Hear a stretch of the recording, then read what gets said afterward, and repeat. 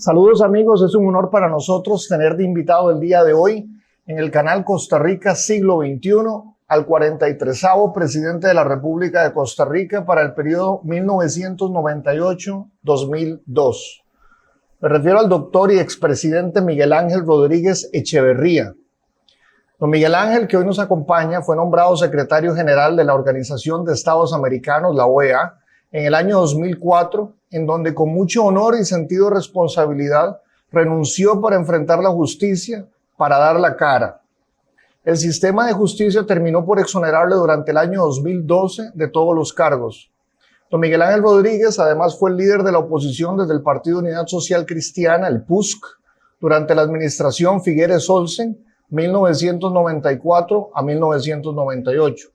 Además desempeñó el cargo de presidente de la Asamblea Legislativa desde 1991 hasta 1992. También fue diputado, ministro de la Presidencia durante la administración Trejos Fernández y director general de la Oficina de Planificación Nacional en los años que iban de 1967 a 1970. Hola, don Miguel Ángel. Estamos muy agradecidos de que haya aceptado acompañarnos el día de hoy. ¿Cómo se encuentra usted? Al contrario, don Esteban, muchas gracias a usted por invitarme. Es un gusto poder compartir con usted y con su audiencia y mucha alegría de poder contestar las preguntas y referirme a los temas que usted considere que son adecuados para esta ocasión. Muy amable, don Miguel Ángel. Justo antes de la liberación del virus que ataca todavía el mundo al día de hoy, Costa Rica se enfrentaba a una desaceleración económica continua. En aquel entonces, y repito, sin tomar en cuenta el efecto de la pandemia, el Banco Central de Costa Rica hablaba de un dinamismo muy bajo para estos años de 2020-2021. Se decía que el Estado poseía poco margen de maniobra para reactivar la economía, arrojando así al país a más endeudamiento. Por supuesto, con el efecto pandémico la situación se agudizó. Así que, don Miguel Ángel, ¿qué tan grave observa usted que sea el estado de la economía costarricense al día de hoy y qué soluciones ve usted para enfrentar esto? Muy bien. Yo quisiera empezar diciendo que ciertamente, como usted lo está señalando, el problema de la falta de aceleración de nuestra economía viene desarrollándose después del año 2015. Incluso en los años anteriores, toda la década de los años 10, tuvimos un crecimiento más bajo que lo que habíamos tenido en promedio en las décadas, 6, 7 décadas anteriores. Además, desde el año 2010, cuando se empieza a hacer la encuesta continua de hogares, empezamos a encontrarnos con que se nos reporta una cantidad de desempleo que está entre 9 y 10% a lo largo de esa década y que al final, ya para el año 2019, había llegado al 12%. Esto es altísimo. Tradicionalmente Costa Rica había tenido un nivel de desempleo de alrededor del 6%. En la gran crisis de los 80 llegamos al 10% de desempleo. Y ahora vivimos una década prácticamente con un 10% de desempleo todo el tiempo.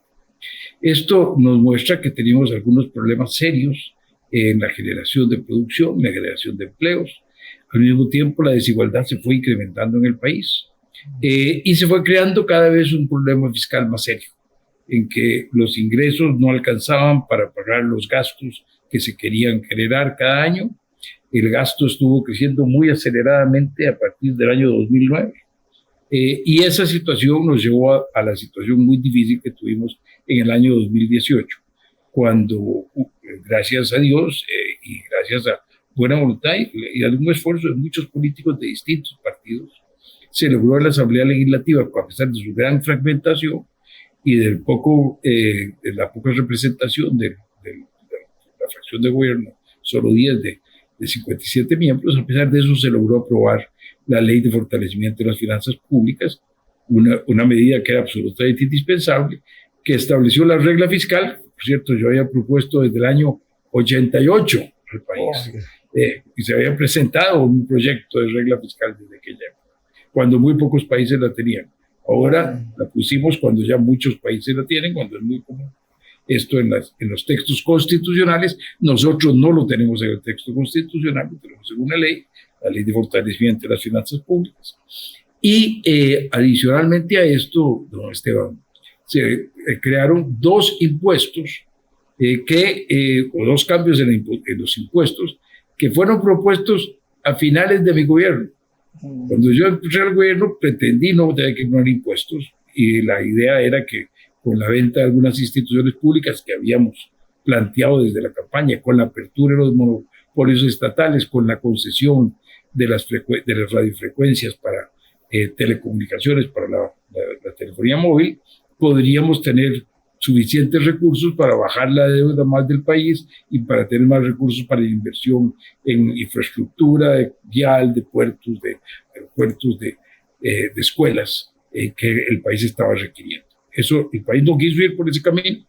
Cuando empezamos después de que fuimos a la concertación y logramos que la gente estuviera de acuerdo en la concertación en ir por estos caminos, lo cierto es que hubo un problema político complicado. Se le dijo a la gente que lo que queríamos era vender el ICE, lo que nunca estuvo planteado. No está en ningún proyecto de ley, era una falsedad, pero se les engañó.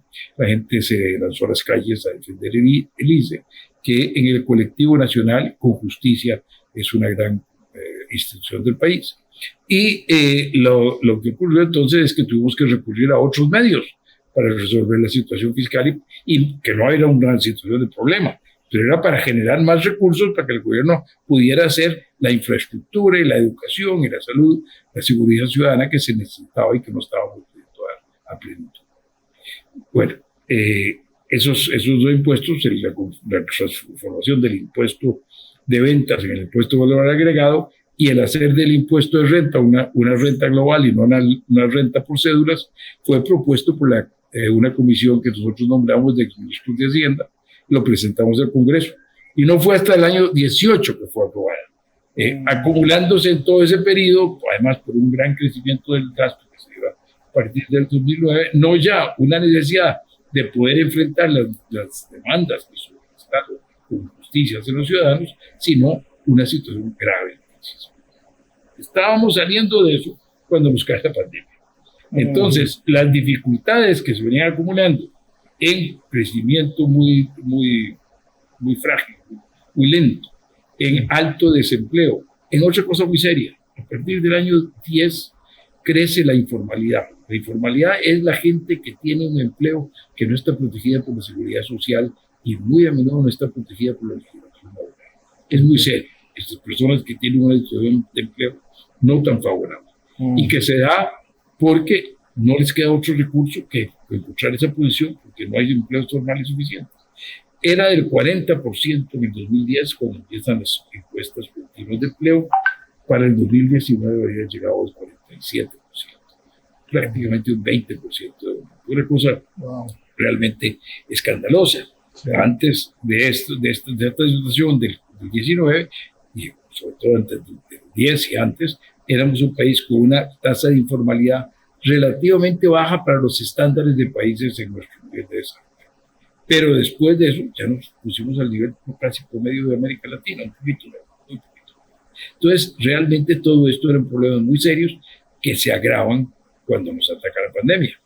¿Quiere esto decir que tenemos una situación económica complicada? Sí, una situación económica complicada. ¿La hemos resuelto? No la hemos resuelto. ¿Tenemos un camino para resolverla? Sí, se ha planteado un camino para resolverla, pero es un camino gradual que va poco a poco. No es un camino de choque. En ese camino gradual se necesita empezar por poner en orden las finanzas públicas para que no tengamos un desahorro del gobierno que hace que lo que queda a la economía para nuevas máquinas, para nuevos edificios, para nuevas viviendas, para lo que es la inversión, sea bajo porque el gobierno se come una parte importante de eso con el déficit que tiene. Y eso nos causa, repito, una situación que tenemos que atacar y con muchas medidas. No es un problema sencillo. El que crea que las cosas que tenemos se resuelven sencillamente está engañado. Y el que lo promueva con los demás está engañando. Realmente es solución compleja, se necesita actuar en muchos campos. Y yo supongo que eso nos está hablando. Ahora sí, me callo y doy chances a usted o esté donde quiera. No, para nada. No. El que tiene que hablar es usted, don Miguel Ángel. Me voy a meter ahí en eso que dijo. Ese cambio o esa mejora ha de ser gradual. No es de choque, es gradual. Entonces, mi pregunta ahí es, ¿cómo se hace eso? ¿El gobierno que viene, el nuevo, el entrante, puede votar ese cambio gradual o se tiene que estructurar de una manera que el cambio se vaya dando, se vaya mejorando sin que los partidos políticos entrantes lo deterioren o lo echen a perder? Lo que usted dice sería lo ideal. Para eso se necesitaría que la regla fiscal esté en la Constitución, como yo había propuesto desde el año 88. ¿Por qué? Porque si la regla fiscal está en la Constitución, el freno al crecimiento del gasto no puede ser cambiado por una ley ordinaria. Okay. Tendría que irse a modificar la Constitución política, lo que requiere 2 legislaturas, una mayoría muy calificada, etc. De manera que el gobierno no le es fácil romper eso. No está escrito en algo que sea que los hombres no podamos cambiar, pero el cambio es muy difícil y entonces los gobiernos saben que van por una ruta que no es una ruta fácil de separarse. A mí me preocupa mucho que la regla fiscal que tiene que estar vigente por lo menos en toda su fuerza, 3, 4 años más por delante, para llegar a empezar a que la deuda con relación al producto empiece a bajar y entonces empiece a ser más manejable la situación económica del país, que eso se va a ir convirtiendo cada vez en un freno más complicado para los gobiernos de estarla aplicando. ¿Por qué? Porque desdichadamente en un cambio gradual no es un choque de freno que uno va en una pendiente así y se va para abajo. No es eso. Es que uno cambia la pendiente y empieza poco a poco a cambiar y va después a bajar. En ese proceso de cambio, al principio, la deuda externa, la deuda del pública sigue creciendo por un tiempo, que es lo que está ocurriendo a pesar de los nuevos impuestos, a pesar de la regla fiscal y sobre todo por el efecto de la pandemia que atrasó el que estas medidas graduales tuvieran su impacto. Por supuesto. Entonces, en este sentido, el gobierno entrante enfrentará la situación de que los intereses sobre la deuda van creciendo. El límite al crecimiento del gasto se va haciendo cada vez más fuerte, porque todavía estamos por unos niveles de deuda muy altos, entonces el crecimiento del gasto se limita en relación al nivel de la deuda con relación a la producción. Entonces, si tenemos un nivel alto de la deuda, el crecimiento del gasto permitido por la regla fiscal es más bajo. Pero además de que es más bajo, de que ya queda un estrujamiento para el gasto del gobierno, lo estruja más que los intereses crecen. Y hay que pagarlos. Y son parte de ese gasto. Entonces, el gasto para el resto, que no son intereses, se vuelve más complicado. Esto obliga a tener una gran responsabilidad, una gran disciplina y a ir buscando hacia el próximo gobierno lo que le va a tocar hacer para poder hacer más infraestructura, para poder hacer más obra, para poder llevar las cosas mejor hacia adelante, va a tener que hacer cambios estructurales. Va a tener que ya no solo pensar en que no crezcan tanto los salarios, pensar en que no aumentar tanto el empleo, no, va a tener que pensar en cómo transformar la organización del Estado para que con lo mismo se haga más y entonces se pueda hacer más con lo mismo que se está haciendo actualmente, o sea, ser más eficiente. Correcto. Y eso es una reforma importante que está por hacerse, a la que no se le ha entrado de lleno, y que va a ser muy necesario que la próxima administración la tenga en cuenta. Por eso yo he venido diciendo desde hace más de un año que las elecciones de este año no van a ser para elegir a nadie que vaya a estar en un lecho de rosas. Va a ser para elegir a alguien que va a tener una tarea compleja, difícil, políticamente difícil, con un país muy fragmentado políticamente, donde se van a tener que construir acuerdos muy, muy, muy fuertes, mucha solidez, lo cual no va a ser fácil de hacer. Y que yo espero que en este proceso electoral no se engañe al electorado haciéndole creer que hay soluciones fáciles, que alguien tiene una bala de plata con la que resuelve el problema. No existe. Perfecto. Entonces, una mayor productividad del Estado. Con lo que se tiene, producir más. Sí, sí. Muy bien, don Miguel Ángel. ¿Qué áreas, esto es con respecto al Estado, la parte, digamos, de las finanzas públicas o la parte del Estado, pero qué áreas de la economía costarricense, tal vez, no sé, del sector privado, incluyendo, no sé, zonas francas, etcétera, todo en general, ¿qué áreas cree usted que se deben incentivar hoy, acordes a la situación mundial, hacia donde se está moviendo el mundo, en términos de comercio, de tecnología, etcétera? al respecto?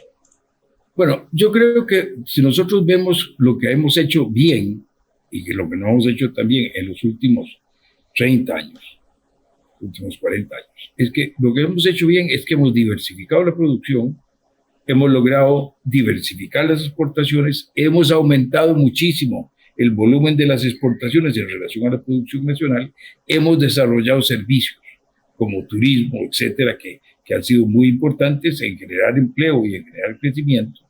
Y en esos sectores hemos tenido la capacidad de utilizar tecnologías de avanzada.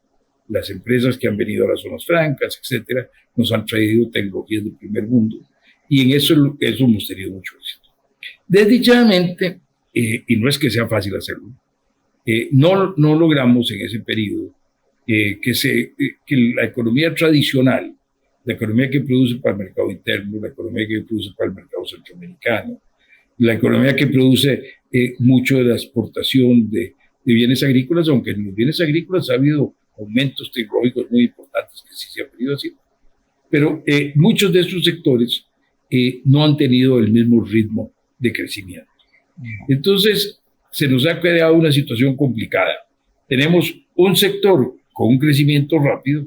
El año pasado, mientras en el mundo las exportaciones disminuían, en Costa Rica no disminuyeron, crecieron un poquitico. ¿Por qué crecieron un poquitico? Porque las exportaciones del régimen de zonas francas, etcétera, crecieron muchísimo, muy, muy, muy rápido. Y entonces, aunque las otras cayeron, estas permitieron compensar esa caída y crecer un poquito. Eso nos puso en una situación excepcionalmente buena, que ha hecho que si uno compara la caída de la economía de Costa Rica, por ejemplo, con la de Panamá, que es un país de un nivel de desarrollo parecido al nuestro, la economía de Panamá, si no me acuerdo los números, es que perdió el año pasado como 12% de producción. Nosotros perdimos como 4,5% de producción. Wow. Sí. Cuando a la gente hace cálculos, por cierto, dice, mire, pero es que está creciendo tan rápido Panamá y está creciendo tan rápido Guatemala o Salvador, comparado con el crecimiento de Costa Rica, es que nosotros decrecimos menos, nosotros caímos menos, estamos partiendo de un nivel más alto, esos países cayeron más, y entonces el neto de las dos cosas, en casi todos los casos, es mejor el nuestro. Se va a lograr al final de este año, si se acaban de dar las cifras que el Banco Central ha venido pensando el crecimiento por este año. Pero a lo que quería ir con esto es que ese crecimiento viene de ese sector dinámico. Y ese sector emplearía mucho más gente. El no crecimiento se nos da en el sector tradicional, donde la gente que está en el sector informal, la gente que tiene pocos estudios, podría ser empleada. Pero ahí no se está generando empleo. Entonces, ¿qué quiere decir esto? Que tenemos que capacitar a nuestra fuerza laboral. Y desdichadamente no hemos podido avanzar mucho en eso, y más bien la pandemia nos ha hecho daño. Cuando tuvimos la crisis de los 80, uno de los costos más grandes y que más tiempo nos costó de corregir fue que se bajó la escolaridad en secundaria del país. Para el año 1980-81 la escolaridad secundaria en el país era de un 60%.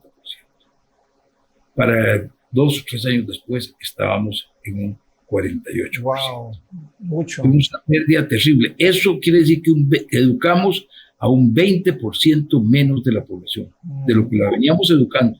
No recuperamos ese nivel de escolaridad hasta el año 98-99. Cuando usted llegó a la presidencia. Tantos años después. Y eso, desdichadamente, es lo que estamos viendo hoy día. Nuestra fuerza laboral de hoy día es la que se formó en ese tiempo y que tiene entonces ese hueco en formación.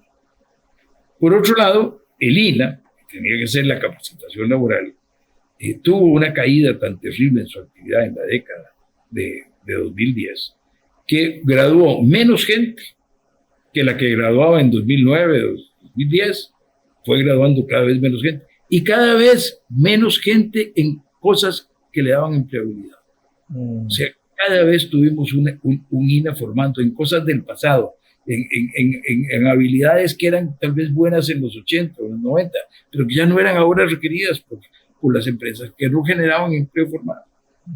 Entonces, eso gracias a Dios, al señor presidente ejecutivo anterior de Lina, Andrés Valenciano, se hizo una reforma a la legislación de Lina y eso nos va a permitir cambiar a que Lina sea más fuerte. Pero eso es algo terrible, es un costo terrible que estamos teniendo. Entonces, ¿qué es si me dicen que es el elemento más importante que tenemos que hacer? El elemento más importante que tenemos que hacer es capacitar a nuestros trabajadores para que puedan asumir unos niveles de empleo mejor. Y capacitar a la juventud que se está formando también para que cuando salga vaya con esa capacitación hacia adelante. Y le decía que desdichadamente la pandemia, ¿qué hizo? Que tuvimos 3 meses de huelga en el 2018, un mes y pico de huelga en el 2019 y un año del cual hubo un mes de clases nada más. Correcto. El año pasado. Sí. Y este año, yo estoy muy asustado de este año también, porque este año yo tengo personas que están en colegios públicos, en zonas buenas aquí en el área metropolitana, lo que van es una semana al mes a clases. Están teniendo una formación todavía muy suficiente. Quiere decir, a mi modo de ver, esto significa que nosotros vamos a haber perdido 1 año y medio de clases en este tiempo. Hay cálculos que hizo don Andrés Fernández del Ministerio de Educación el año pasado, que publicó y que siguiendo una metodología del Banco Mundial nos indicaban la pérdida que ya se había tenido el año pasado, pero si le agregamos a eso lo del 18, lo del 19 y lo de este año, podemos estar llegando a 1 año y medio o más. Eso es muy serio, porque esa capacitación de las personas es lo que las hace poder surgir, crear oportunidades, encontrar mejores posiciones, tener mayor ingreso. Eso está amenazando el ingreso futuro. Entonces, para mí, el sector educación, el sector capacitación es la tarea más importante de largo plazo que tenemos que hacer para lograr que se pueda un crecimiento más acelerado de la producción, no por 1 año, por muchos años. No nos sirve pegar un brinco 1 año. Uno pega un brinco, vuelve a caer en el mismo lugar donde estaba. Eso no sirve. Lo que se necesita es volar, es separarse, irse a otro lado, mejorar. Y eso realmente significa en mucho la parte de educación. Luego, volver a otra cosa que es importante.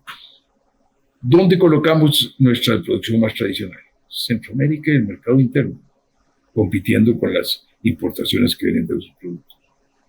Entonces, busquemos dónde tener acceso a más mercados de ese tipo para tener más posibilidades, sobre todo si vemos los peligros que tenemos en Centroamérica, con la situación política de Nicaragua, con la situación económica y social de Guatemala, Salvador, Honduras.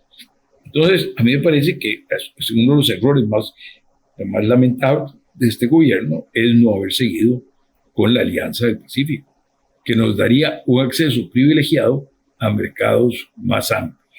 México, Colombia, Chile, Perú, países que tienen mercados de muchísimos millones de personas, de condiciones similares de consumo a las de los países centroamericanos para una gran cantidad de productos y que nos permitiría entonces entrar mejor a esos mercados.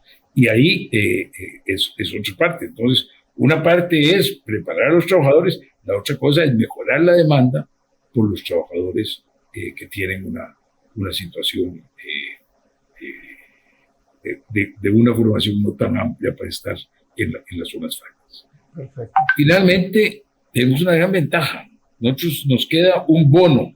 Perdimos el bono demográfico, que decíamos, que era el bono de que teníamos muchos trabajadores con relación a los pensionados que estaban. Eso lo hemos ido perdiendo porque la población se nos ha ido envejeciendo, cada vez tenemos más pensionados, la tasa de natalidad ha ido bajando, entonces cada vez tenemos menos gente entrando a la fuerza laboral en proporción a la fuerza laboral total, y eso nos coloca en una situación en que ya no tenemos la ventaja de tener ese gran aumento de trabajadores por personas que no trabajan, que estaba desarrollando la economía. Pero tenemos las mujeres. Tenemos uno de los países con más baja participación de las mujeres en la fuerza laboral pagada. Y siempre digo fuerza laboral pagada porque no es que las mujeres no trabajan, pues trabajan mucho. Es que trabajan en la casa, probablemente trabajan más de lo que uno puede imaginarse y sumar. pero no generan ingresos, no generan un sueldo, no generan esa situación en que al generarse un ingreso, un sueldo, hay un gasto adicional y hay un crecimiento de la producción, y entonces hay más inversión y hay más interés de crecer el aparato productivo, y eso vuelve a generar más empleo y eso nos pone en un círculo virtuoso de crecimiento. Ahí tenemos una posibilidad importante. Pero entonces hay que trabajar en cosas como mucho más aceleradamente, como las redes de cuidado, los Ensinai, los hogares comunitarios, las distintas alternativas para facilitar a las mujeres que puedan encontrar esos empleos y en facilitarle a las mujeres su formación, en hacerles más atractivas las carreras de ingeniería, de matemáticas, de ciencia, de tecnología, creativas, en las cuales las mujeres pueden desarrollarse también o mejor que cualquier hombre, y en las cuales esa formación de las mujeres nos daría un empuje importante para mejorar el aparato productivo. En fin, se trata de seguir tratando de hacer las cosas bien en muchos campos, un Estado más productivo, también un sector privado más productivo, menos monopolios privados, más competencia en el sector privado, no cartelizar nuestra economía, como lo hacemos en el arroz, como lo hacemos en el azúcar, actividades que además afectan con precios mucho más altos el consumo de las clases más pobres, que son las que tienen una proporción mayor de su total de gasto en esos bienes y que son a las cuales les estamos cargando ese costo. Y la informalidad. Tenemos que entrarle el problema a la informalidad, y eso, para entrarle el problema a la informalidad, ¿por qué? ¿Qué es lo que aparece cuando vemos Costa Rica y lo comparamos con la OCDE? Y comparamos con esos países y vemos ¿qué tenemos? Tenemos una de las cargas sociales más altas del mundo, muy altísima. Nosotros financiamos medicina, previsión social, lucha contra la pobreza, formación y capacitación, con impuestos sobre la planilla, con impuestos sobre los salarios. Y eso hace que sea muy caro formalizarse. Entonces la gente no se puede formalizar. Entonces tenemos que cambiar esa fuente de financiamiento. A mí me alegró mucho cuando en la primera propuesta que hizo el gobierno al Fondo Monetario incluyó eliminar la parte del impuesto sobre los salarios que va a fondear, a darle los recursos a asignaciones familiares, que es para la lucha contra la pobreza. No es que se puede quitar ese programa, no. Es que hay que buscarlo cómo financiarlo de otra forma. Ellos lo habían propuesto con el impuesto sobre transacciones, que luego se dejó de lado, darle el financiamiento a bajar a eliminar ese impuesto. Bueno, nosotros tenemos que pensar que vamos a tener que cambiar la seguridad social, no para mañana y pasado. En el mediano plazo, ir desde ahora organizándonos para cambiar la seguridad social, para fortalecer el sistema, haciendo nuevos cambios en el régimen de pilares que se introdujo con la Ley de Protección al Trabajador, para lograr, por ejemplo, que haya una pensión básica universal. La primera pensión, no sé, los primeros 100,000 pesos. Todo el que llega a los 65 años tiene pensión de 100 pesos. Entonces le quitamos esa carga al régimen de invalidez, vejez y muerte. Se lo pasamos a los impuestos generales del gobierno. O sea, es un cambio que hay que ir haciendo, hay que ir consiguiendo disminuir estas cargas sociales, hay que ir subiendo otros impuestos para que le den ingreso a compensar eso que ahora venga de otra fuente que no sea el salario, de manera que no produzca este crecimiento de la informalidad. Y con eso empezaríamos a hacer un crecimiento muy importante. Si resolvemos el tema del financiamiento de asignaciones familiares y resolvemos el tema de una pensión básica, ya daríamos un paso importantísimo en no tener esa carga tan inmensa sobre la planilla. No se puede hacer para mañana, hay que ir haciendo gradualmente. Estamos en medio de acomodar la situación fiscal, no podemos seguir aumentando de inmediato todos los otros impuestos, porque entonces desestimulamos la producción, la inversión y tenemos otros problemas. Pero tenemos que saber que ese es el camino que tenemos que seguir, tenerlo claro y formar acuerdos nacionales, que los sindicatos, los empresarios, los políticos, los cooperativistas, los solidaristas, se vayan poniendo de acuerdo en estas cosas que son nuestra visión de largo plazo para resolver los problemas nacionales. Don Miguel Ángel, metiéndome en eso último que acaba de decir, que digamos, podría interpretarlo como reestructuración o buscar diferentes fuentes de financiamiento, ¿verdad? En las finanzas públicas, o reordenar todos estos digamos, estos dineros. Eso funciona en una economía liberal o socialdemócrata, como sea, pero funciona igual la economía con una pandemia al día de hoy. Digamos, los gobiernos que están un poquito más metidos en la economía, más cerrando negocios, poniendo ciertas trabas al turismo, cerrando puertas, portones. ¿Funciona igual eso en un tipo de estructura económica como la que tenemos? No, evidentemente, cuando uno está con la casa está incendiándose, uno no puede ponerse a pensar cómo va a mejorar las vigas de la casa o la estructura de la casa. Tiene que apagar el incendio primero. Entonces, evidentemente, los cambios estructurales tienen que ir armonizándose con la situación que estamos viviendo. Estamos viviendo una situación de emergencia, y en esa situación de emergencia lo más importante es atender la emergencia, es atender la epidemia. Y gracias a Dios, las últimas 2 semanas nos van dando resultados muy importantes de que el R0, la tasa de contagio, va bajando, ya es menor a 1 por 2 semanas seguidas. Eso quiere decir que cada persona está contagiando a menos de una, lo cual quiere decir que el número de contagiados va a ir bajando. Eso no se nota de inmediato en los hospitales, porque los que están en los hospitales son los que se contagiaron hace 15 días o hace una semana. Entonces eso tiene que ir con tiempo tomándose. Pero ya se ve en las cifras de hospitalización y en las cifras de la cantidad de gente que hay en las unidades de cuidados intensivos, ya desde hace una semana y pico se viene viendo que también vienen cayendo.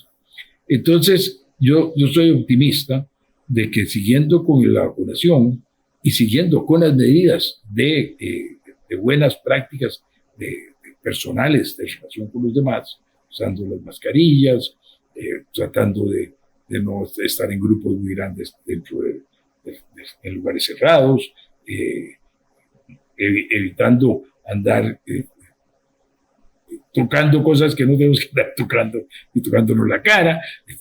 Evidentemente, si nosotros todos ponemos de nuestra parte y podemos ir empezando a relajar un poco las medidas. Ya ahora lo anunció el gobierno, ¿no? Acaba de anunciar que se pasa de las 9 de la noche a las 10 de la noche la restricción vehicular, que los fines de semana los carros de ambas placas pueden, pares y impares, pueden transitar sábado y domingo. O sea, son medidas que tenemos que ir tomando y tenemos que ir abriendo la economía para que el sector productivo pueda seguir mejorando. Pero tenemos que hacerlo con base en la responsabilidad de los ciudadanos, y aquí hay un programa serio.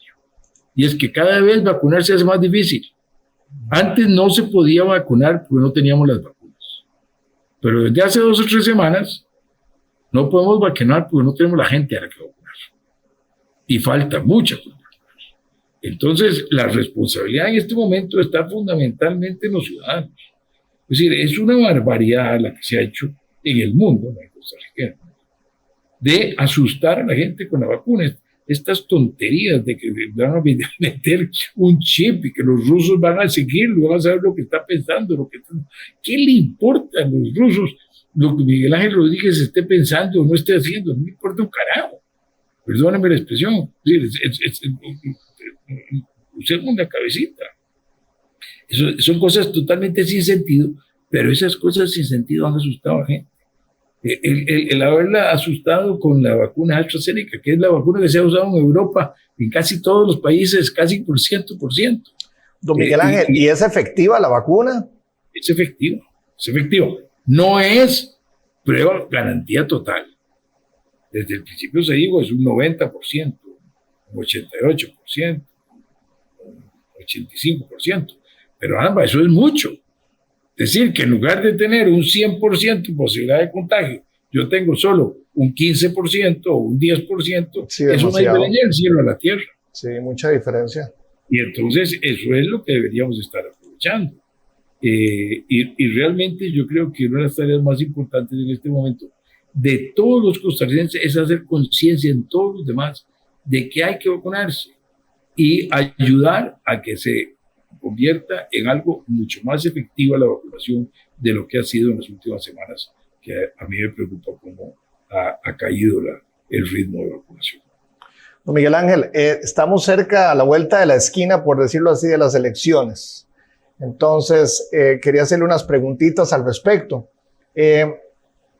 El Tribunal Supremo de Elecciones muestra en su página que ya hay 30 partidos a escala nacional registrados y activos, por decirlo así. 30 partidos. Yo crecí, por mi edad, ¿verdad? Que no soy tan quinceañero, crecí con el bipartidismo y ahora sí veo esto bastante diferente, 30 partidos. Yo le pregunto, Miguel Ángel, y recordando la frase de Aristóteles, el filósofo griego, que hablaba de la democracia extrema en un libro de él, La Política, donde decía que una democracia extrema es un vicio político, de estructura de gobierno. Más de 30 partidos como los que tenemos al día de hoy apuntan a eso, a una democracia extrema. Entonces, don Miguel Ángel, ¿es usted un defensor del bipartidismo o usted piensa que esta debe ser la estructura democrática adecuada para el siglo XXI que estamos viviendo? Bueno, yo creo que el bipartidismo funcionaba mucho mejor que lo que tenemos. Era posible ponerse de acuerdo entre los partidos políticos. El partido que perdía sabía que podía volver a ganar, luchaba por volver a ganar y quería que las cosas se le fueran resolviendo para que fuera a volver a ganar.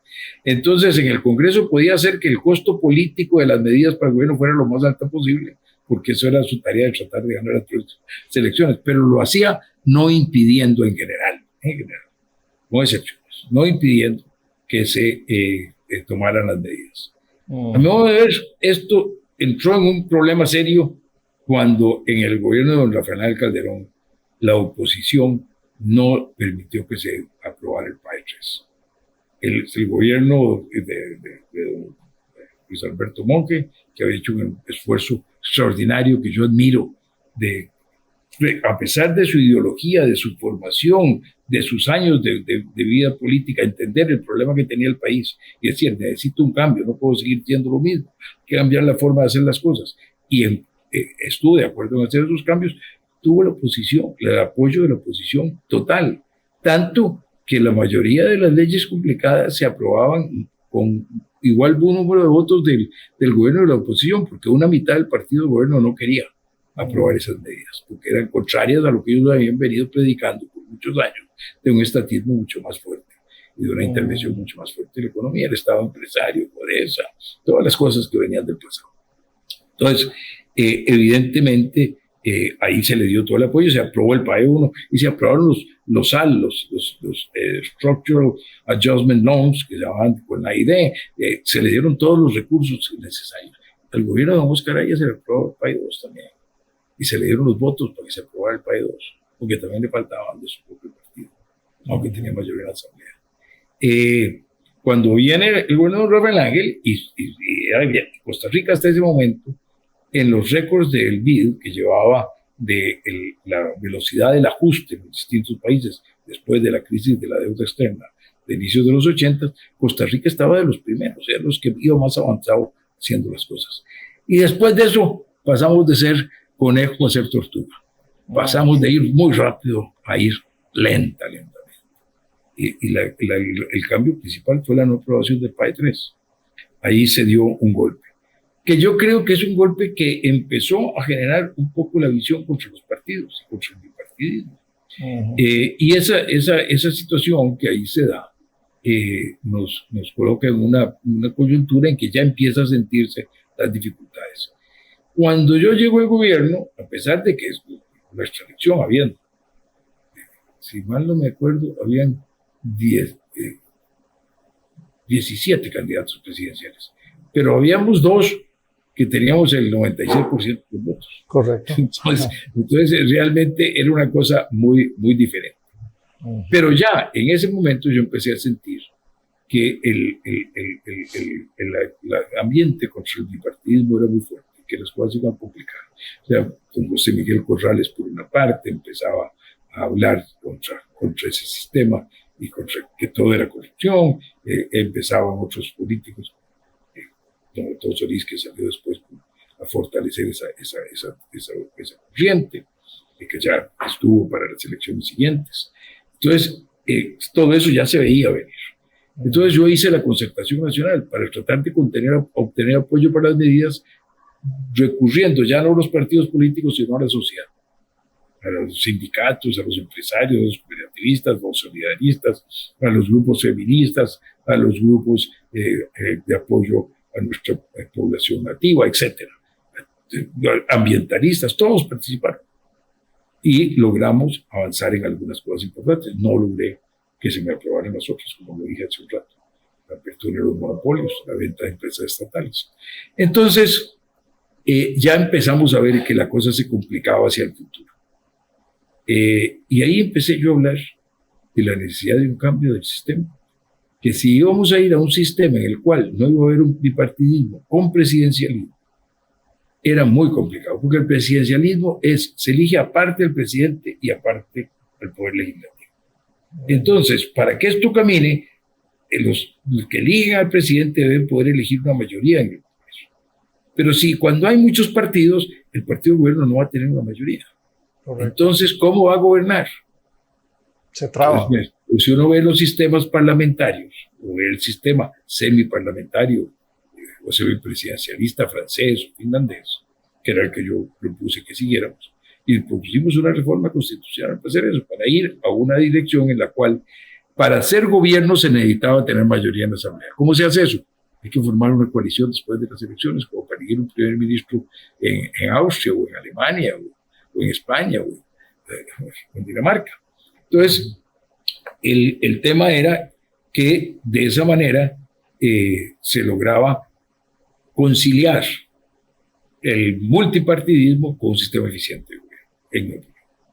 Sencillamente el país no quiso ni discutirlo. La reforma constitucional muy amplia que planteamos no mereció ser acogida por su discusión. Los parlamentarios en el gobierno siguiente prefirieron no discutir el tema siquiera, cuando recibieron lo que venía del Congreso anterior. Y entonces ahora nos encontramos en una situación en que la política real del país es multipartidista, pero la política formal es presidencialista, que trabaja bien, como en Estados Unidos, con dos partidos políticos. Entonces, una de las dos cosas debe ceder. O hacemos el cambio constitucional para adaptar la Constitución a la realidad política, o nos llevamos un montón de años de bombazos, de darnos contra la pared viendo que el sistema no funciona y volvemos al bipartidismo. Correcto. Pero eso es algo que esas son las vías. No ha querido discutir. Don Miguel Ángel, hablando del PUSC, el Partido Unidad Social Cristiana, estaba revisando que en el 2014 obtuvieron un 6% de los votos y en el 2018 16% de los votos. ¿Qué posibilidades puede tener el Partido Unidad Social Cristiana para estas próximas elecciones de alcanzar el 40%? ¿Cómo lo ve usted? Yo le diría que el 40% no alcanza a nadie. Yo no veo ninguna posibilidad con esta fragmentación de partidos, con el desánimo que hay entre el electorado, con la poca participación de los jóvenes en la actividad política, con la poca participación de los grupos de mayor desarrollo cultural en la actividad política comparado con la que tenían anteriormente, cuando se involucraban mucho más. En todas esas condiciones, yo no veo con 27 candidatos presidenciales ya inscritos, yo no veo la menor posibilidad de que alguien saque el 40%. Ok, don Miguel Ángel, había un libro que leí una vez en la universidad, no me acuerdo su nombre, que decía que hay un fantasma que recorría Europa y era el fantasma del comunismo. No me acuerdo ahorita el nombre de ese libro, pero seguramente usted también lo leyó en algún momento en sus años de estudio. Y la pregunta que le quiero hacer es, ¿hay un fantasma de izquierda latinoamericana recorriendo Costa Rica? Se lo voy a contestar, pero primero déjeme hacerle una aclaración. Mis años de estudio no han terminado, yo vivo estudiando. Nunca se termina de aprender. Sí. Y creo que todos debemos aprender que ahora hay que vivir estudiando. El que cree que se formó de ingeniero y ya con lo que aprendió en la universidad tiene para el resto de su vida, se va a llevar un tropezón terrible. El que cree que se formó de albañil y aprendió albañilería, y con lo que aprendió de cómo hacer los trabajos del albañil, va a seguir todo el resto de su vida, está perdido.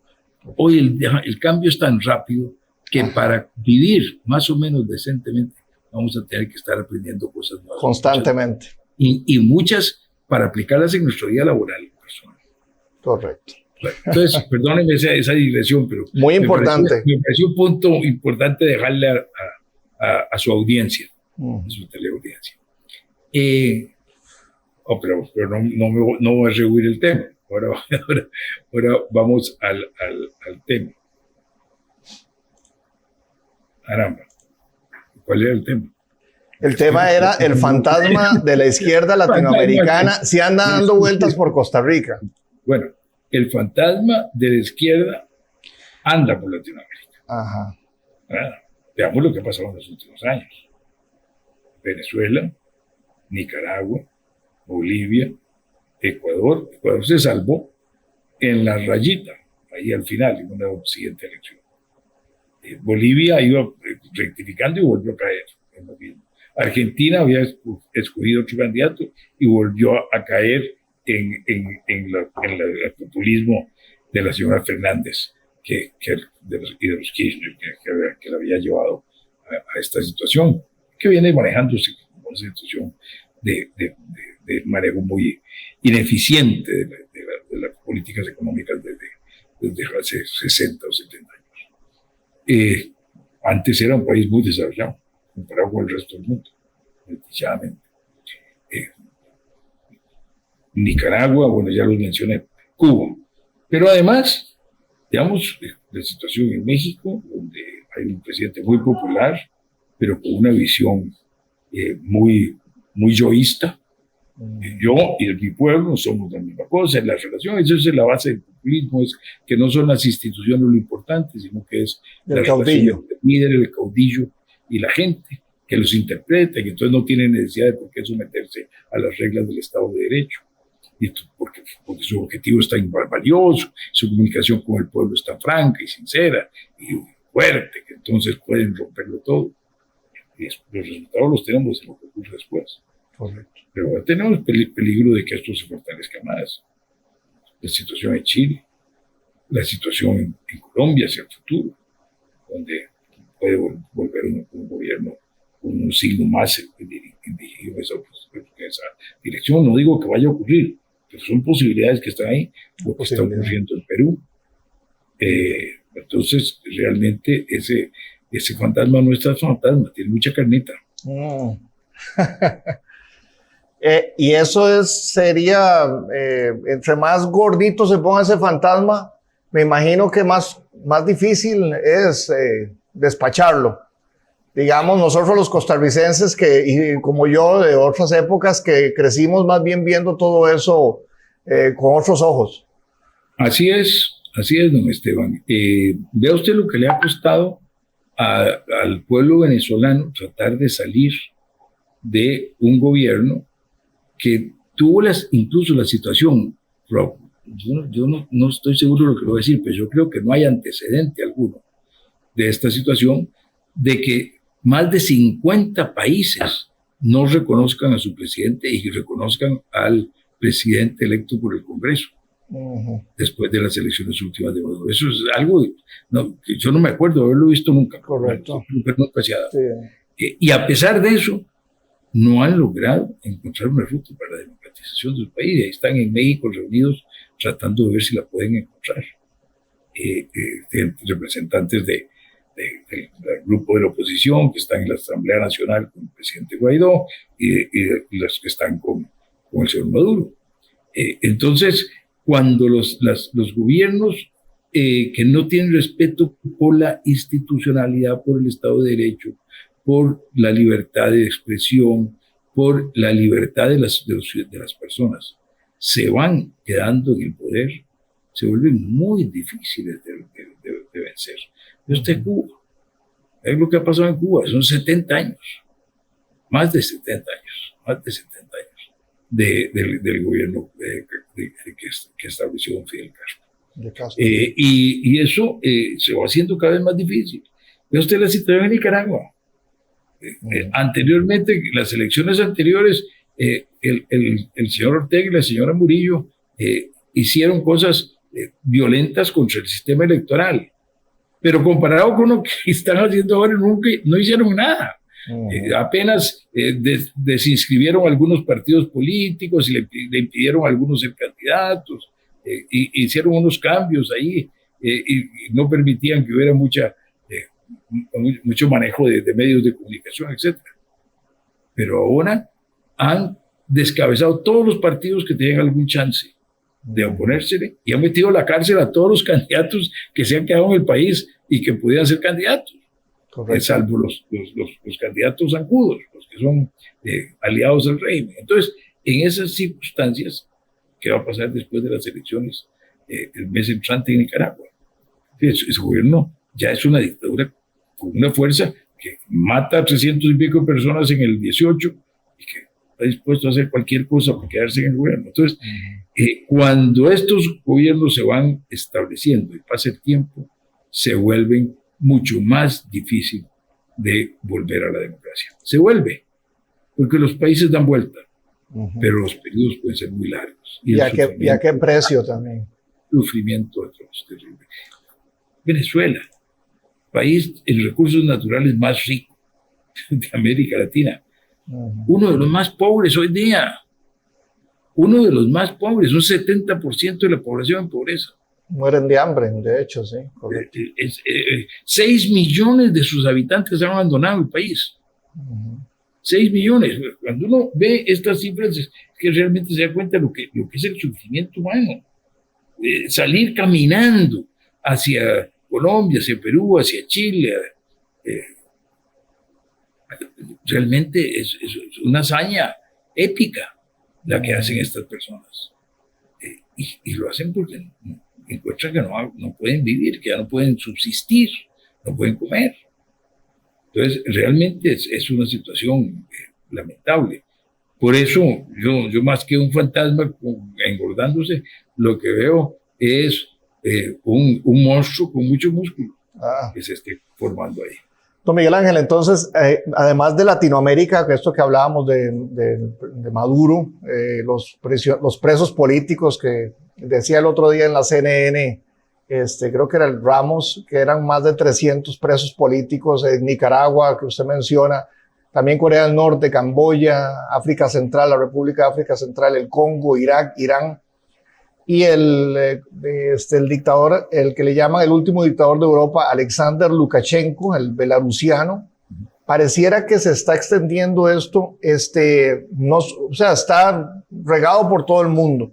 Entonces, la pregunta, don Miguel Ángel, ¿siente usted esta crisis democrática? ¿Es una crisis, de verdad? ¿Pudiéramos llamar que hay una crisis en la democracia? ¿Qué pasa? ¿Qué tanto va a fluctuar? ¿Qué tan bajo puede llegar? ¿Cómo ve usted el panorama de la democracia con este espectro, este escenario? Ciertamente, las cosas cambian tan rápido que a veces uno tiene que esperanza de que las cosas ahora cambien tan rápido también para lo bueno, como en mi opinión han cambiado para lo malo. Cuando se dio la caída del muro de Berlín, el año 89, los de mi edad, que en ese tiempo ya era un hombre de 49 años, muy grande, yo me sentí muy optimista. El mundo va a ir hacia un gran acuerdo en libertad, en derechos humanos, en democracia, en Estado de Derecho, en mercados que funcionen. Y vamos en ese gran acuerdo a ver la diferenciación entre los grupos políticos, va a ser cómo es el mecanismo para llegar a esos fines. Los fines van a estar muy de acuerdo, y los grandes valores van a estar muy de acuerdo. Yo creía con la caída del telón de acero. Desdichadamente la historia es mucho más caprichosa y los seres humanos somos mucho más impredecibles que eso. Y casi que pocos años después empieza un decaimiento en la confianza en la democracia y en los sistemas de mercado, en la globalización, en las instituciones internacionales. que se ha venido fortaleciendo con el transcurso de los años. América Latina, en los 80 había 3 democracias, 3. Venezuela, Colombia y Costa Rica. No había más. Para finales del siglo XX, solo solo Cuba no era una democracia. En ese momento hasta Haití estaba en gobierno. Wow. Solo Cuba no era democracia. Bueno, de ahí para acá se nos ha echado a perder un poco los últimos 20 años. Y como usted dice, esto ocurre en otros lugares también. Pero no, en Europa tenemos a este señor en Bielorrusia, pero antes, en los años 80, teníamos todos los países de la Europa Oriental. Del bloque del Este. Todos estaban bajo ese tipo de dominio. Así es que tienen una ventaja, están 1000 veces mejor de lo que estaban nunca en esos momentos. A pesar de que tienen la presión y los grupos populistas complicados en Polonia, en Hungría, en lugares, en partidos populistas muy importantes en Francia, que amenazan el sistema. Los ingleses usan el Brexit y debilitan la Unión Europea, y después no les va tan bien con eso a ellos mismos, pero, o sea, tienen problemas, pero comparado con este cambio que ha habido en América Latina, aquí vamos peor, vamos más rápido. Pero es un fenómeno mundial de pérdida de confianza de la gente, ve a las élites con desconfianza y dice, esos no se interesan por mí, no se interesan de mis sentimientos, se sienten desarraigados. Hemos tenido cambios muy grandes, el cambio de estructura de la familia, que va a ser para bien. Yo estoy convencido que va a ser para bien, tener una familia menos dictatorial, con un pater familia a los romanos que la manejaba a su gusto, y que es más una familia democrática internamente, las relaciones de los hijos con los padres. Los hijos tienen derechos, antes no tenían. Es decir, las mujeres tienen derechos, antes no tenían. Gracias a Dios, son cambios muy importantes, pero no nos hemos ajustado a aprender de eso. Los procesos de urbanización han seguido tan rápidamente, y dentro de esos procesos de urbanización ya no es Juan que vive a los 300 metros de la familia Quirós y que sabe quiénes fueron los papás y los abuelos y los tíos y quiénes son la familia y que se conocen unos a otros y se apoyan con las necesidades, sino que son quién será el que vive ahí a la par. Correcto. ¿Quién será el de la par? Entonces el desarraigo, la falta de sentirme aunado, anidado, acompañado, defendido, protegido por mi grupo humano que me rodea, nos hace mucho más violentos, más enemistados, más extremistas. Y las redes sociales vienen, y claro, tuvimos la gran ventaja que son gratuitas, pero el costo de gratuitas es que se basaron su ingreso en la publicidad, y la publicidad se basa en sectorizar la audiencia para llegarle con el mensaje preciso a cada uno, lo que no puede hacer la televisión abierta, ni la radio abierta, ni la prensa abierta. Ellos pueden seleccionar y dirigir el mensaje. Yo estuve buscando un libro en algún lado y entonces me siguen hablando de ese libro. Me llega ese mensajito ahí.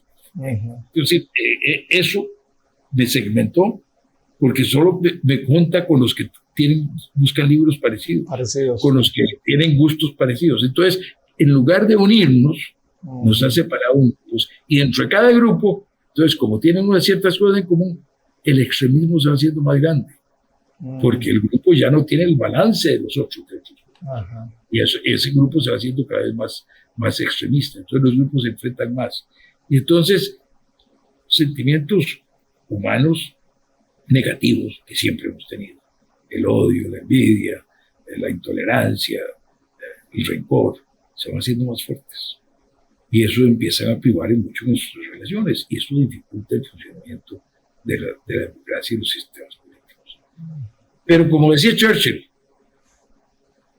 no es perfecto, pero es el menos malo de todos los sistemas. Así es que no nos queda más remedio. No lo decía con esas palabras, lo decía mucho mejor palabras que las que estoy usando. Pero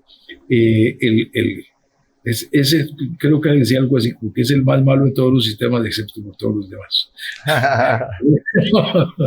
Pero el tema es que realmente estamos viviendo una hora difícil. Una hora que a mí desde hace 20 y pico de años me viene pareciendo mucho al tiempo que se vivió en Europa, que vivió el mundo entre las dos guerras mundiales, en que vio nacer el fortalecimiento del comunismo, el fascismo, el nazismo, el franquismo, los gobiernos militares predominando en toda América Latina. Entonces, es una época complicada. Pero tenemos un montón de ventajas también. Hemos vivido esa época, eso algo tenemos que haber aprendido. Algo de conocimiento. Algo nos tiene que quedar en la historia. Tenemos unas posibilidades de comunicación y de relación entre nosotros mucho mejores que en el pasado. De manera que yo soy optimista. Yo creo que son horas difíciles, pero creo que las vamos a vencer. Y creo que Costa Rica tiene cómo vencerlas en especial, porque nuestra tradición, desde la época de que estamos celebrando de la independencia hace 200 años, yo he escrito un libro, escribí en los 80 sobre lo que llamé Al progreso por la libertad, que es que nuestros antepasados descubrieron que valía la pena prever y tomar hoy las medidas de lo que se iba a necesitar para el futuro. Hoy tenemos que reformar la seguridad social de nuevo para poder evitar que la informalidad sea lo que predomine en el futuro y que eso cree más desigualdad y más pobreza y más dificultades. Hoy tenemos que ver este gobierno, Miguel Ángel, mejorar muchísimo. ¿Este gobierno actual y el anterior están previendo así de esa manera? ¿O no? ¿Cómo ve usted ese desempeño? Ellos, yo creo que en algunos temas han pensado que esa previsión es la que están haciendo. Y yo creo que, por ejemplo, la búsqueda de la inclusividad en temas sexuales, la búsqueda de la inclusividad en otro tipo de temas, es una manera en que ellos han tenido de pensar que eso es lo que hay que hacer para el futuro, para unir nuestra cultura, etc. Es una visión que tiene su mérito, hay que respetarlo. Pero uno tiene que ver cuál es el tiempo para cada cosa. Y yo creo que con la situación que nosotros estamos viviendo, de pobreza que en los últimos 10 años no baja, de desempleo que crece, de informalidad que crece, de crecimiento económico que es cada vez más despacioso, de una situación fiscal insostenible, eran otras las prioridades que se deberían haber tomado para unir la sociedad y no dividirla con estos temas que culturalmente nos dividen mucho. Don Miguel Ángel, ya para ir terminando y no abusar de su tiempo también, un par de preguntitas más que le quería hacer era, primero, el papel de la ONU, ¿verdad? ¿Cómo ve usted el papel de la ONU? ¿Cómo ve usted esta función de la ONU como centro para negociar, para arreglar conflictos a nivel mundial? ¿O siente usted que más bien se está dejando la ONU de lado y se están armando más cada vez las naciones? En lo militar estuve leyendo que unas cifras del Banco Mundial y también lo vi en el país.cr, que el gasto militar combinado de solo 29 países fue de 52%, el gasto militar mundial, el crecimiento, y se sigue hasta el día de hoy. Inclusive entre el 2000 y el 2016, ese mismo porcentaje de 52% se veía reflejado en Guatemala, en Salvador, Honduras, Nicaragua y República Dominicana, de más del 50% en armarse, en armamento militar. ¿Considera usted, don Miguel Ángel, que el mundo está próximo a algún tipo de conflicto? Y esa es la segunda pregunta. Y reiterando la primera sobre el papel de la ONU. ¿Qué piensa usted?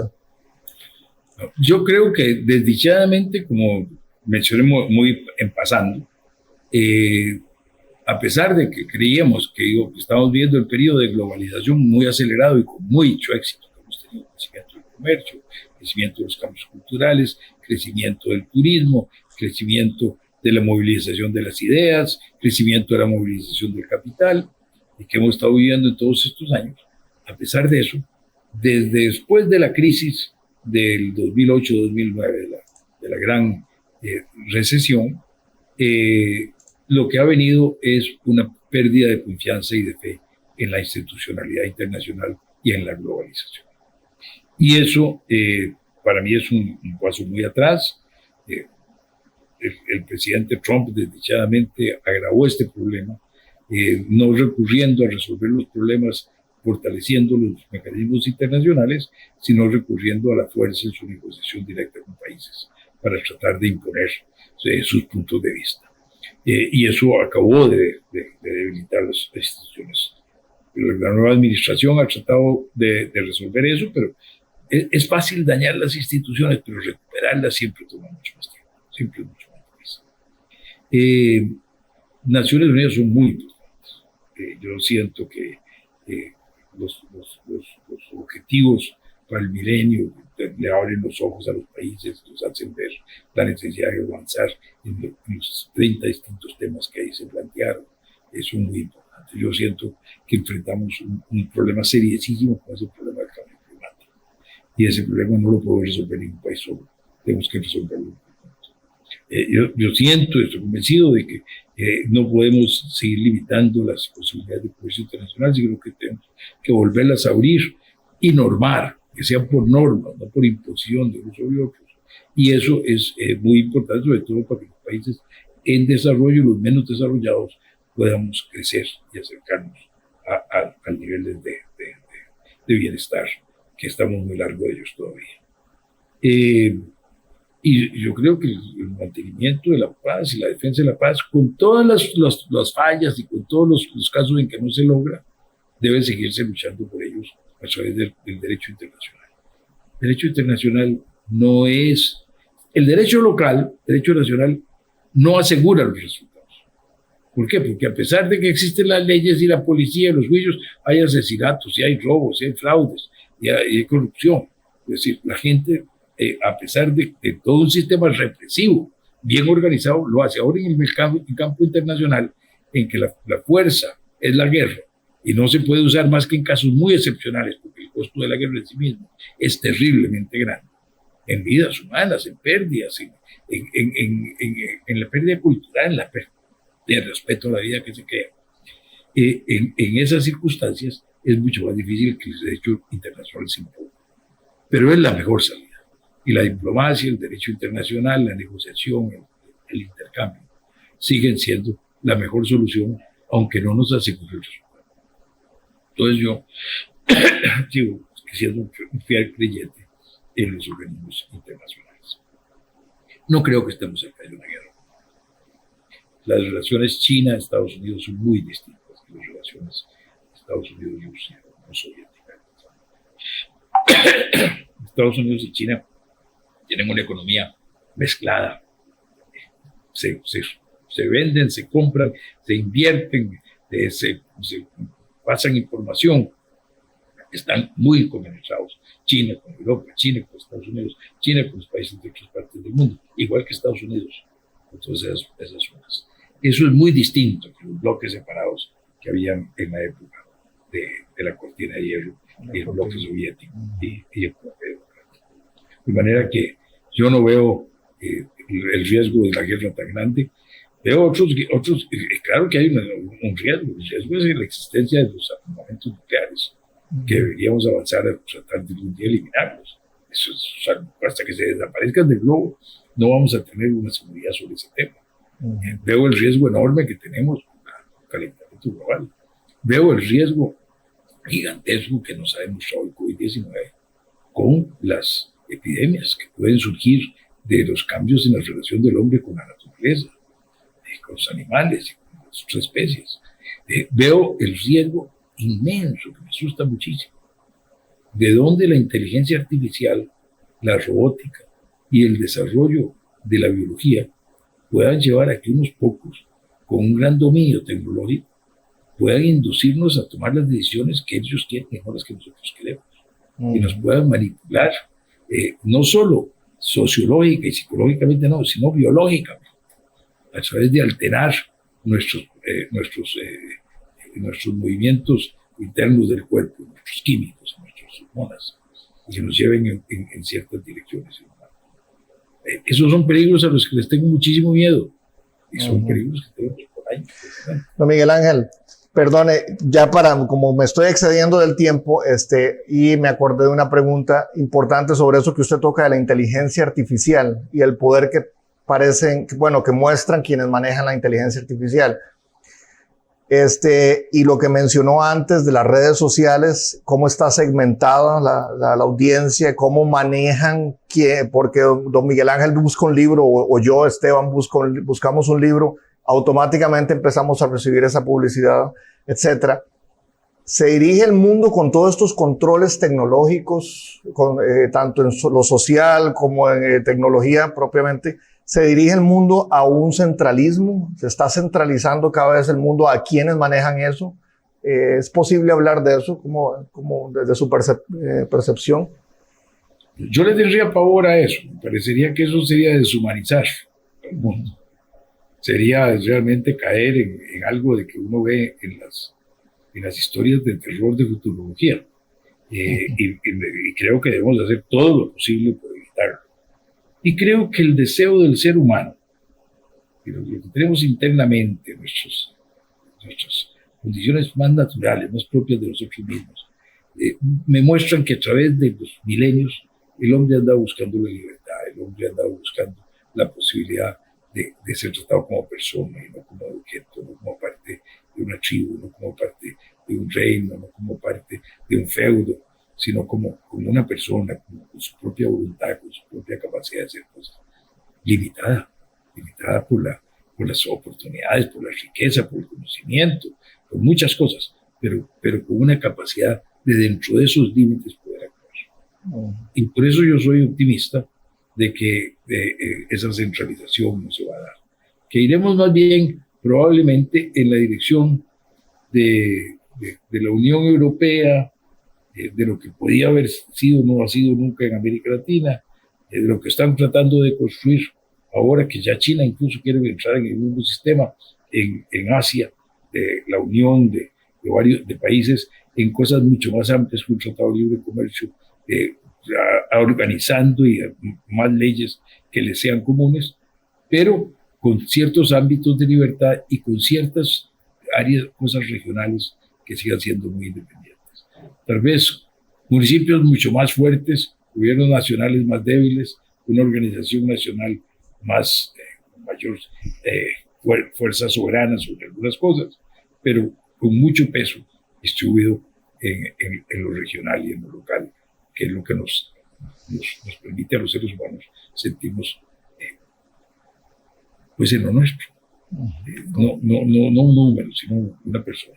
No un número, sino un Esteban. Don Miguel Ángel, muchas gracias por la entrevista y sí me gustaría pedirle que anime a los costarricenses para que salgan a votar pronto ya o que sean más activos los jóvenes en la política, como usted mencionó. Y para terminar eso último, unas palabras suyas para los costarricenses, y nos ven también personas de México y de otros países, ahí estuve revisando, de Latinoamérica, pero unas palabras suyas aquí a los costarricenses que estamos de cara a esta campaña política que ya ahorita se calienta. Y con eso cerramos. Muchas gracias por estar con nosotros. Déjeme empezar por darle las gracias por invitarme a esta linda conversación, interesante. Usted me ha permitido exponer y hemos ido cubriendo muchos distintos temas. Se lo agradezco mucho. Muchas gracias a usted. No le voy a hacer caso. Yo no voy a llamar a votar. Yo no creo llamar a votar. Yo voy a llamar a que piense su voto, a que analice su voto, a que vea qué es lo que de verdad le están ofreciendo, a que no se deje embaucar, a que no traiga magia, como decimos en Costa Rica. No le crea al que le dice que tiene una solución mágica y va a crear estas cosas extraordinarias. ¿De dónde lo va a sacar? ¿Dónde están los recursos? ¿Cómo va a vencer las limitaciones? ¿Cómo va a vencer la posibilidad la necesidad que se va a tener de crear los acuerdos entre muy distintos grupos políticos, y entre trabajadores y empresas, y entre solidaristas, cooperativistas, sindicalistas, entre empleados formales y empleados informales, entre la gente de Limón y la gente de Heredia? ¿Cómo no le crea al que cree que todo eso lo va a resolver muy fácil? Eso no existe. Entonces, de manera que lo que yo más le pido a usted, mi querido compatriota, mi querida amiga y amigo, que me ha dado su apoyo en el pasado en tantas ocasiones, y el que le estoy tan agradecido, es que reflexione, que piense, que usemos la cabecita, que pensemos en lo que ha ocurrido, en cómo hemos vivido, en lo difícil que nos ha sido cada uno de nosotros de enfrentar algunas circunstancias y en cómo no hay reglas mágicas para resolver eso. No estamos en el cielo, no, todavía no, estamos en la tierra, en un mundo de escasez, de dificultades, de limitaciones, de ignorancia. No hay nadie en Costa Rica que de ningún tema sepa todo lo que hay que saber de ese tema. No hay nadie en el mundo que de ningún tema sepa todo lo que hay que saber de ese tema. Esa es nuestra ignorancia. Entonces, la verdad es que tengamos cuidado, no nos dejemos engañar. Analicen con tranquilidad, con detenimiento, dedíquenle un tiempo. Su voto es muy importante, pero su voto es muy importante bien pensado, bien meditado y dado pensando en el bien suyo, de su familia, que depende del bien del país. Muchas gracias, don Miguel Ángel, que esté muy bien. Gracias, Esteban, de nuevo, muy agradecido, y gracias a los que tengan el gusto, bueno, el gusto no, eso es una barbaridad que acabo de decir, los que tengan la gentileza de oírnos. Muchas gracias.